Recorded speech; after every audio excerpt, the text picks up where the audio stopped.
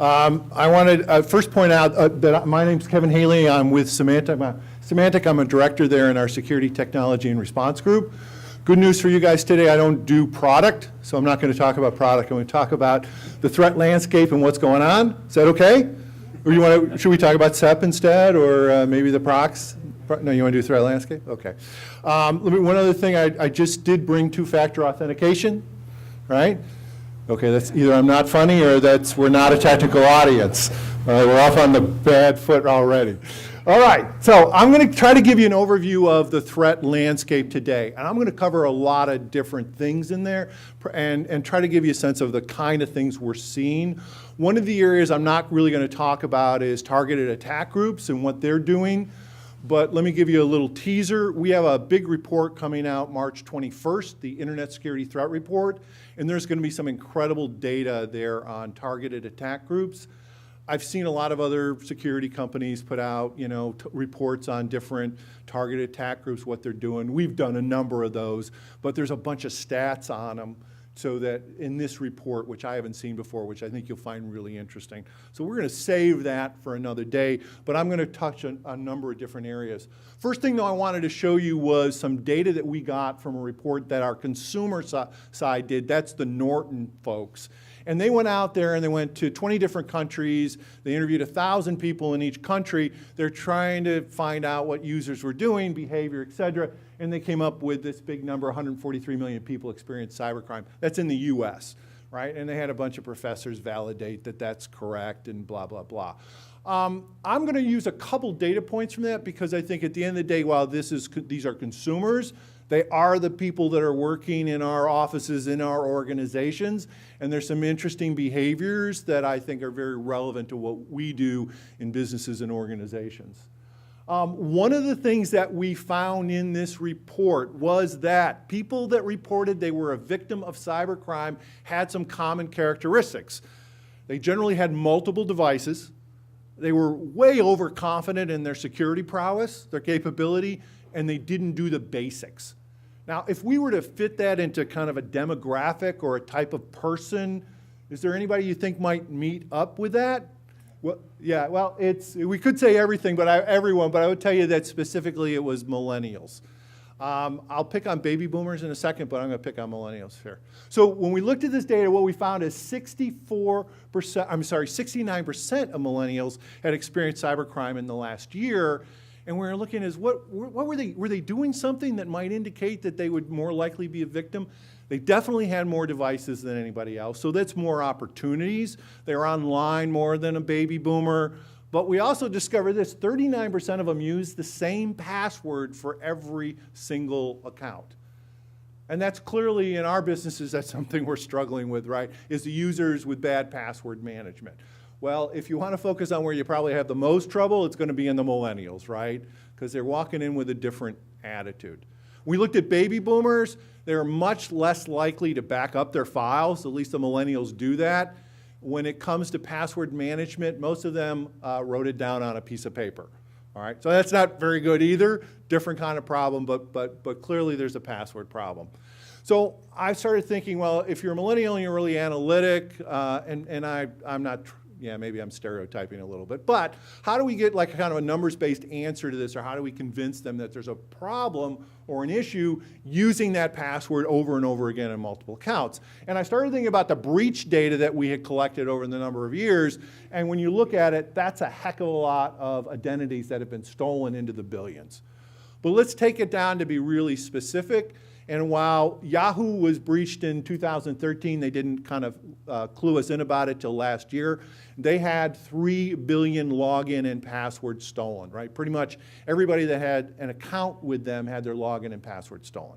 So if you use that 39% number on millennials, that would mean that there are over 1 billion login and passwords floating around in the underground economy, right? If we just forget this, look at the overall number, what we found is 20% of the people, millennial, any age group, said they use the same login and password anywhere. So that gets us down to 600 million login and passwords available. Very comforting, right? We're under 1 billion on that, right? All right, so here's how you explain to them why that's a problem, because the first reply I expect to get from them is, Okay, so they got my login and password from one place, but how do they know where else I have an account? You know, that'd be so hard going around and finding where all my other accounts are. Well, here's the answer to that. It's not hard at all. You can use a tool like this. And so you could take that 600 million and just feed it into this tool and point it at different websites to find which login and passwords you have work at this or that website. Well, now you could argue, well, yeah, but that's a complicated tool. You know, there's probably not too many people that could use it, right? Well, if you don't know how to use a tool, you just go to YouTube and run the video. There's a tutorial right there. And if that tutorial doesn't do it for you, YouTube has already queued up somebody else's tutorial using the same tool. So it is incredibly easy for the bad guys to take all those login and passwords that are out there, buy them for pennies on the dollar, pennies for a login and password, and then just automate trying them in different places. And when we look at what's the result of this, well, when you start going into the underground economy and you look at what's being sold and at what prices, you see why this is happening. It is incredibly cheap to go and buy the account information of people on various different places. And now there you've got your online gift cards, restaurants, airline tickets, hotels. But above that, you got a taxi app, frequent flyer miles, hotel reward, media streaming service. We're trying to be, not name a brand there, and this is from some of the data we published. Let me show you the brand, right? This is from Alpha Bay Market. It's since been shut down. Here's somebody selling an Uber account for $1, right? So you guys all could have driven here. In fact, every one of you could have driven on the same account for just $1, right? And somebody else would have been paying the bills.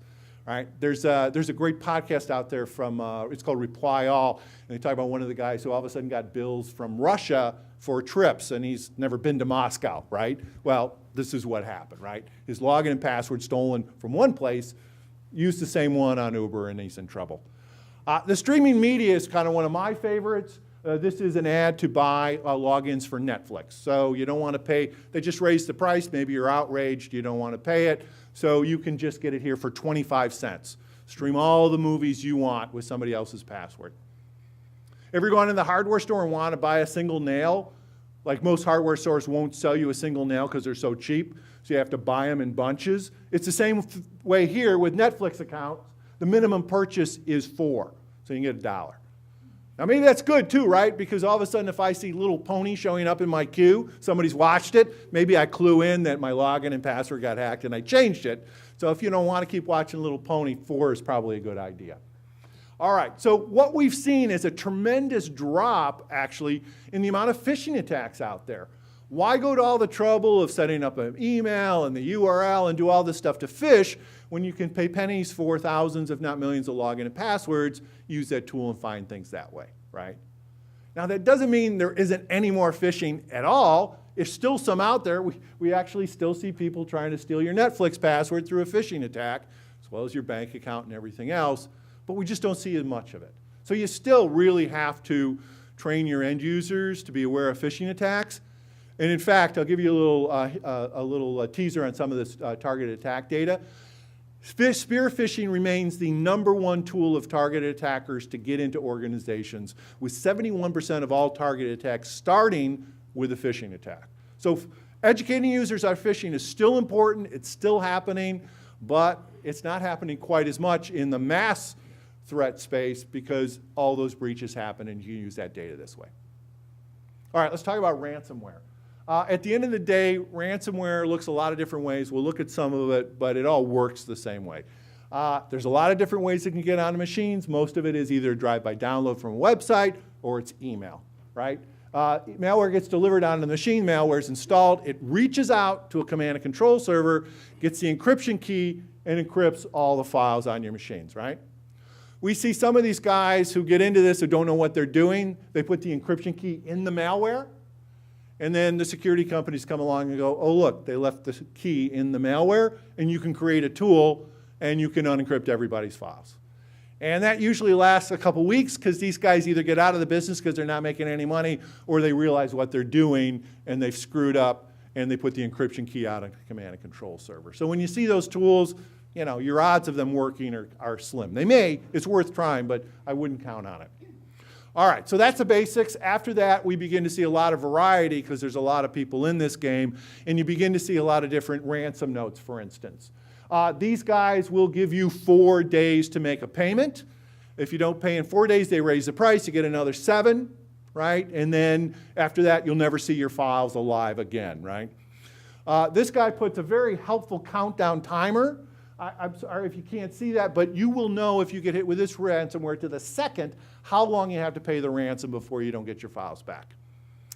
And this guy just uses a scary clown to try to frighten you into paying. So there's a lot of variety out there. The next thing is, how do we instruct the person to actually pay the ransom? Now, this guy has come up with a pretty interesting idea. He says there's the easy way to do it, you pay me with Bitcoin. But there's also a nasty way if you want to do it that way. He says, send this link below, I have covered that link, to 2 or more people. If 2 of the people you send that to, it will infect them with malware. I'm sorry, with the ransomware. And if those 2 people will pay the ransom, I will unencrypt your files for free. This is kind of the Amway style of ransomware, right? All right. This guy, we'll go back to this guy, you know, he says, well, if you want to learn how to buy a Bitcoin, because I know if my mom got hit with this, she'd call me, right? But many people's moms don't even know what Bitcoin is or how to get one. So he has a very helpful suggestion. He says, go Google how to buy Bitcoin. Figure it out. Get back to me with your money, right? But this guy took another approach and said, we're going to have technical support. We have operators standing by to answer your questions about Bitcoin and how to get one, right? Pretty nice, right? That's a good UI. Think about how much money they must have been making that they could have operators standing by, right? Clearly could be a profitable business. This is one of my favorites. So some of the research we've seen is about 40% of the people that pay the ransom never get their files back. Either the ransomware guys don't care, or they were pretty incompetent and they didn't do it right, and so the files got corrupted. A couple different ways, but about 40% don't get their files back. So this guy wants you to pay him. He doesn't want you to think, well, there's a 40% chance I won't get my files back, so I won't pay this guy. So what he has set up is a little website, and so after you've paid the ransom, he's offering you to leave a nice review of him. And if you do, you'll get a discount. He'll give you a little bit of your money back, right? So this is kind of a Yelp approach to ransomware, right? So we're seeing everything. In terms of ransomware itself as a kind of a growth industry, this is a look for the last year and a half. In a couple weeks, we'll have the full year for you of ransomware infections. You can see the trend is up, but it's a little misleading. Because if I add, or if I call out Wannacry and Petya, which are nation-state attacks, one of them probably trying to get money, the other one was just looking to destroy hard drives in the Ukraine, the actual ransomware numbers are flat. It's slowed down. We saw this incredible growth since 2013, and now we're seeing them start to move, some of them move on to other things. I'm going to give you one of my thoughts on why that is. Let me show you some more data. This is a look at the average ransomware demand over the last 4 years. You can see it's pretty steady, then we get a peak, and then it drops back down. The end of the year 2017, we're down to about $522 is the average ransom demand. All right, I told you I'd give you a theory on this one. Let me show you one other piece of data. This is a look at ransomware families. So the families pretty much line up with somebody sits down and writes a completely new version of ransomware. That is a family. If he tweaks it, changes it, makes different versions to avoid detection, those are variants. So this pretty much lines up to the number of people that are involved, the number of gangs that are involved in ransomware. So let's put the two numbers together, and you can see they're pretty much aligned. So let me tell you what I think has happened. It's been around for a while. There are a bunch of people. They figured out what they were doing, and they're making really good money. 2014, 2015. In 2016, a bunch of other people said, there is so much money in ransomware. I'm dropping whatever criminal activity I was doing. I'm getting into that game. So a lot of people wrote ransomware, new ones, and they were greedy, and they jacked the price up to make a lot of money. 2016, we saw one piece of ransomware wanted $28,000 in ransom. I love my kids. I love my wife. I got wonderful pictures of them. I'm not paying $28,000 to get those pictures back, right? I'll take new ones at that kind of price. I'll put makeup on him, make him look younger, who knows, right? But I'm not paying $28,000. That guy we tracked, no one paid him $28,000. It's probably not a surprise, right? These guys in their greed overpriced themselves for the market. So they either then got out of it because they weren't making any money, or they figured it out and they lowered the ransom to what was more reasonable to what more people would pay. So that's what happened in the market, and I think that's why we see the slowdown, because the guys that are good at it are staying, and the guys that weren't are moving on to something else. We'll kind of get to what that something else is. All right, I talked a little bit about Wannacry. Anybody remember that one? Yeah, right? I thought you might. Here's a look at how it spread over the course of 2 days. What Wannacry really was the return of worms. You know, if you look in the definitions around cybersecurity, worms are always there. We really haven't had one in a while, and people kind of forgot about it. What's really powerful is how quickly they spread. I mean, that's 2 days, 300,000 organizations, and all those computers in those organizations. The other lesson to take away is, especially when you look at those countries with red, those kind of line up with countries that have a lot of pirated software. And you know, if you have pirated software, you don't get patches from Microsoft, right? And there is a patch for Wannacry. You patch it, it will not get onto your machine. If you have a pirated software, it got on there easily, and it's still there, and it's still attacking people, right? Because they haven't been cleaned up. And it's a worm, and the first thing it does after it infects a machine is it tries to infect other machines. So while all of our systems are safe from it, they're still going to continue to see attacks from Wannacry probably for the next 10 years until all those machines go offline. They break, the hard drive fails, or they move to a new pirated operating system.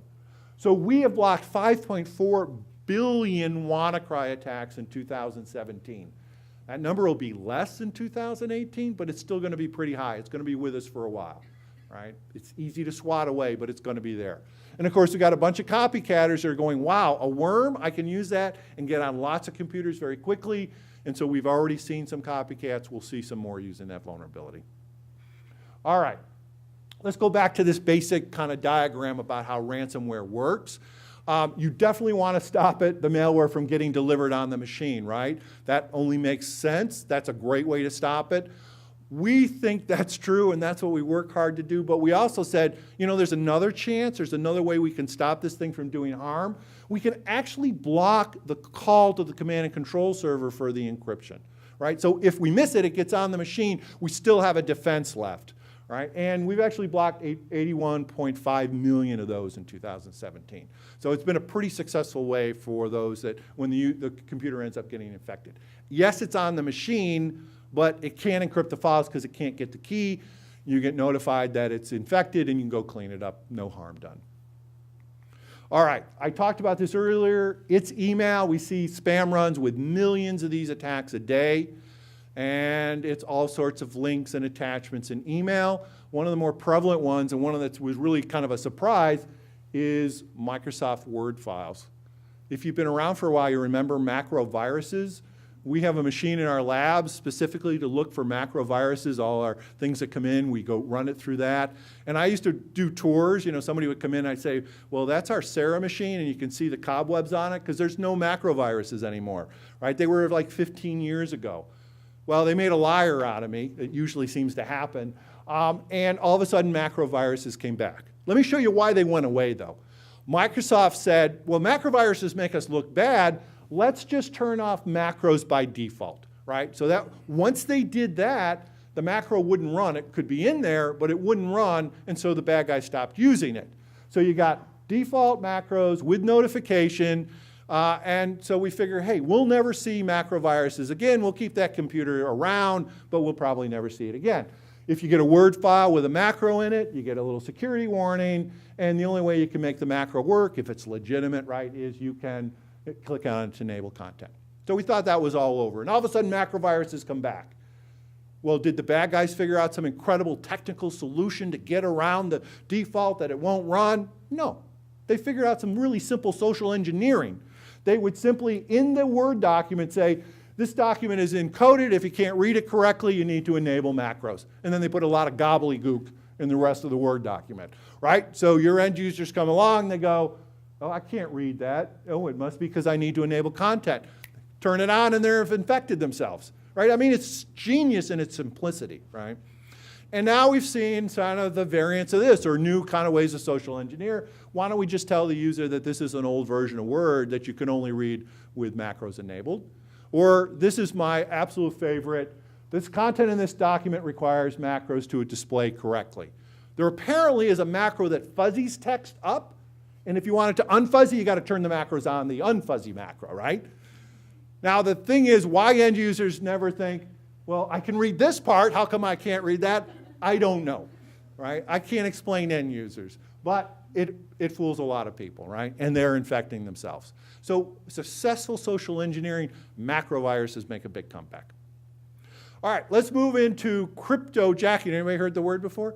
Yeah, there's been a lot of coverage on it recently. Really calling it to steal resources from a computer, a smartphone, or an IoT device to mine for Bitcoin. Probably the most interesting one of these I heard of was a bunch of Russian scientists who had this big supercomputer for doing work on nuclear tests. And they said, you know, well, we're not using this all the time, and it would be nice to make a little money, and they put Bitcoin mining software on their supercomputer. Now, I believe they're in Siberia now, and I don't think there's a supercomputer up there. They got caught. But you could see the temptation saying, we could probably mine a lot of coin with a supercomputer, right? This is an interesting one. I actually found this on Twitter. I just love it.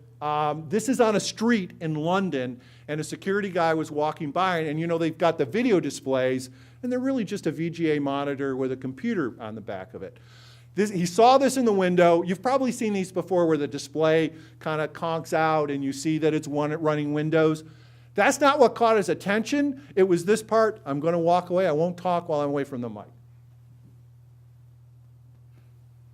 That is a coin mining program, right? So somebody stuck a coin mining program on the system, and it got revealed when the display went down. What's even funnier is it tells you what the processing power is on that video display. It's running off a Pentium. He's not going to get a lot of coins from that, is he? But if he's got enough of them, right, he might make a few coins, make a few little money. This is one we saw on a mobile device. You go to this website, and it says, hey, you know, we're not sure it's you. You know, we just can't be sure. So we need you to type in this code, and while you're doing that, we're going to use your processing power. We're not going to use 50% or 60%. We're going to use as close to 100% of your processing power to mine for Bitcoins while you do that. This one is actually polite because it's telling you what it's doing. Many of them don't. If you feel your phone getting really hot and you're not running maps or you're not using the GPS, it could be you got Bitcoin mining around there. It's hidden inside an application you downloaded, and it's running, right? And you remember that the cliche, they talk about it, you know, we're walking around with more processing power in our pocket than they had in the ship that took astronauts to the moon. Well, the bad guys have figured that one out too, and why not take advantage of it? So using somebody else's computer kind of makes a lot of sense. Here's an article from the New York Times that says a single token, a single Bitcoin, takes as much energy as 2 years of electricity for the average American home. Here's a site that tracks electrical consumption for Bitcoin mining. It's got it listed almost even with Singapore. If it were a country, it would be number 53 in energy use in the world. And then I found this quote, 90 to 95% of Bitcoin mining costs are electrical. So it kind of makes sense if you want to make even more money to use somebody else's electricity, use somebody else's computer. And we've seen that explode. And you can do that with just a single line of code. If you can insert this in somebody's website, when people come to that website to browse, that script will start running in their browser, and it will start coin mining. So this one is, I think, is this the Coinhive? Coinhive is one of the more prevalent ones. It can be used for good or bad. A lot of people are using it for bad. Probably one of the most interesting ones is they broke into, I'm going to get this company right. It's one of the streaming services, Showtime. Showtime has a streaming service for its customers. Bad guys got onto that website and they planted this. Well, if you go to that website, you're going to go on for at least 2 hours, right? You're going to watch a movie that's about 2 hours. So there's 2 hours that they're using your processor to mine for Bitcoin. And it's probably going to take you a lot longer than 2 hours to see the movie because it's probably always spinning trying to stream because it's eating up all your CPU mining Bitcoin. Why did this happen? Well, I love this chart because it kind of explains it really easily. This is Manero, which is one of the most popular coins for crypto jacking.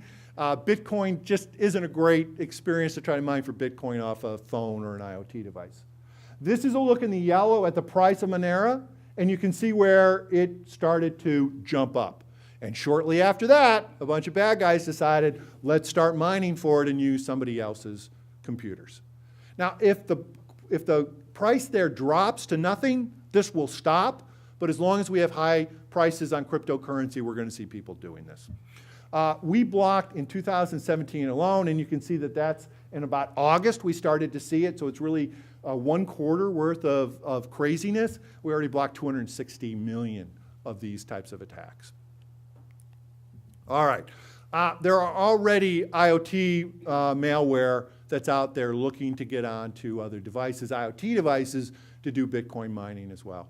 The most attacked device we hear a lot about, especially with this thread about DVRs and security cameras, it is routers that are #1, right? That router, they're going in through the telnet, they're using the default password, and they're right on that device. In fact, we did some work in 2016 and we found that an attack on an IoT device, once you put an IoT device on a network, within 2 minutes, somebody was trying to break into it, right? And these are all worms. These are not people sitting in front of a computer looking for devices to attack. They're just worms. They get on one device and then they automatically attack other devices.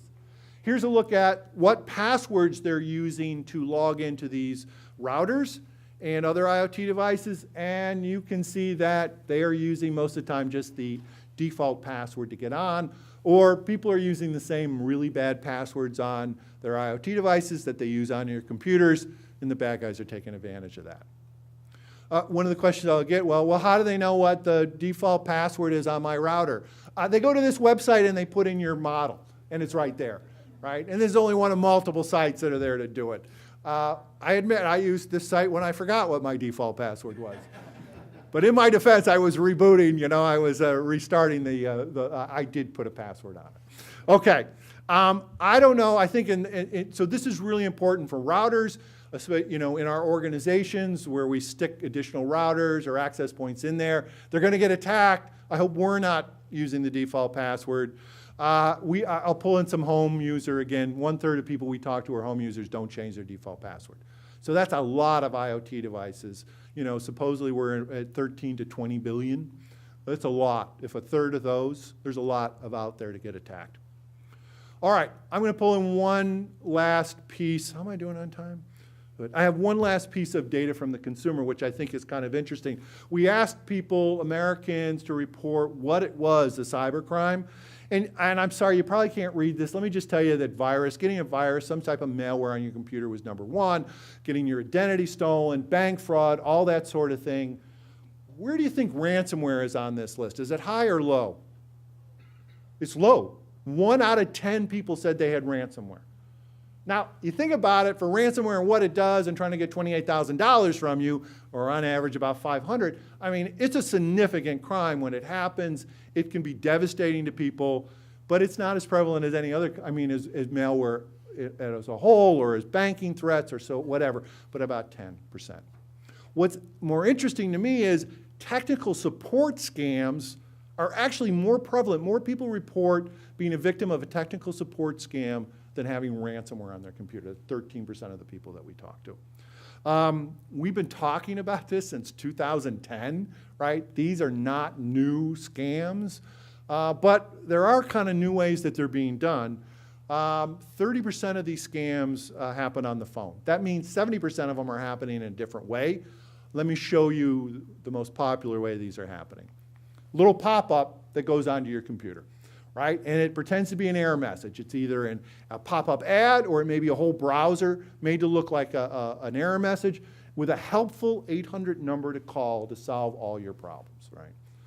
Clearly, this is a problem for consumers, for end users. But when I go out and talk to CISOs and other security people in their organizations, they're actually seeing a lot of this in their organizations, right? Because it's popping up when users go to websites. And what I've heard is, number one, obviously, these people are seeing this, thinking they're a problem, calling the help desk. And I was quickly corrected to say, yeah, okay, but the big problem is they're calling the 800 number. And some of them are even paying the $129 to get technical support, and then they're trying to expense it to the company, right?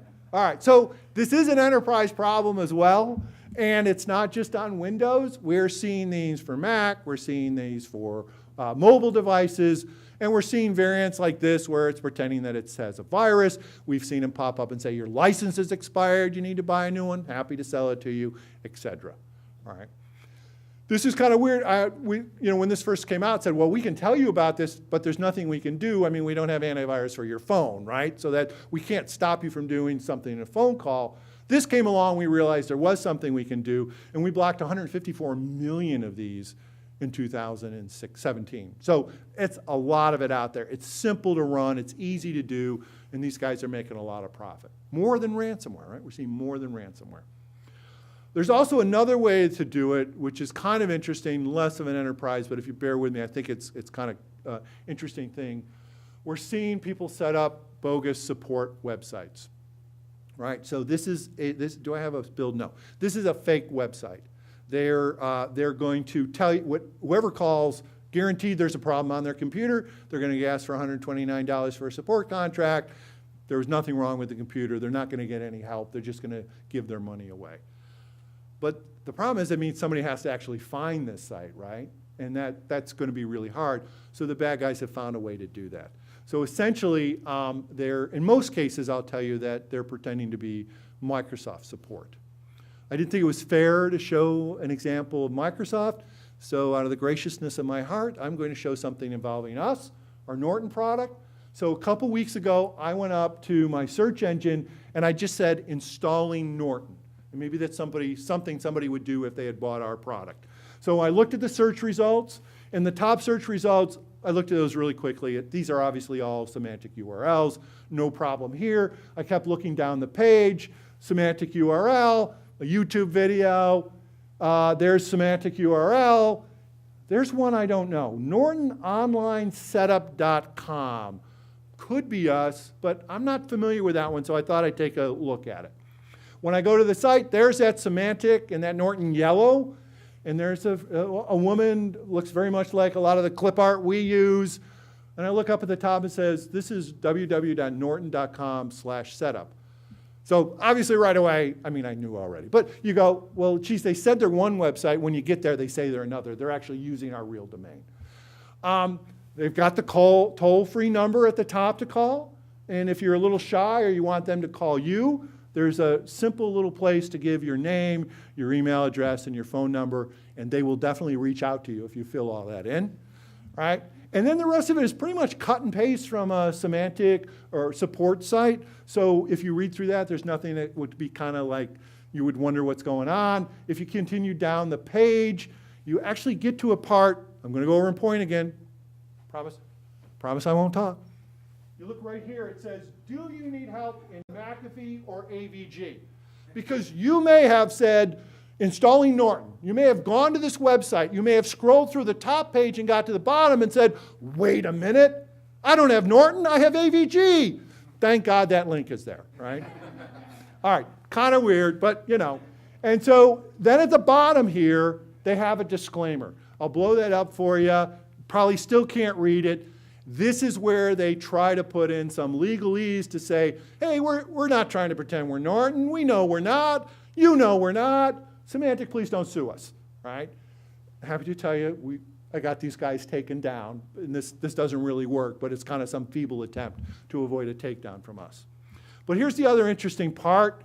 Right down here, they actually have copyright notice. Again, they pretend to be Norton.com. And they have an address for the company. Now, I work in the same building as the Norton folks. We're up in Culver City, so we're kind of in Los Angeles. We're surrounded by Los Angeles. Maybe people know that, and that some of it is in Los Angeles, so that's why that address is there. But I thought to myself, well, It is a Los Angeles address. I'm in Culver City. I could easily drive to this address. Let's see what this company is all about. Let's see if they have a Norton, on the side of the building or something. Let's take a look. So I drove to this address, and you can too. It's right here. All right. Now, I don't know that we have the best office in the world, but we definitely don't have iron gates over the door. It's clearly a better garage than this. So yeah, clearly these guys have just made a bunch of stuff up. So this is an issue for consumers today, not so much for enterprises, but the technical support scam is real. I think if we look back or we look forward to 2018, the cryptojacking is the story we'll all be talking about at the end of it. Unless the whole cryptocurrency thing crashes, people want to make money, and that's what a lot of them have moved to. Ransomware is not going to go away. Phishing attacks are not going away, but there will be other things these folks go to. You got a lot of work out there to stay safe in the next year. Good luck with that, and if Symantec can help, please let me know. Thanks a lot.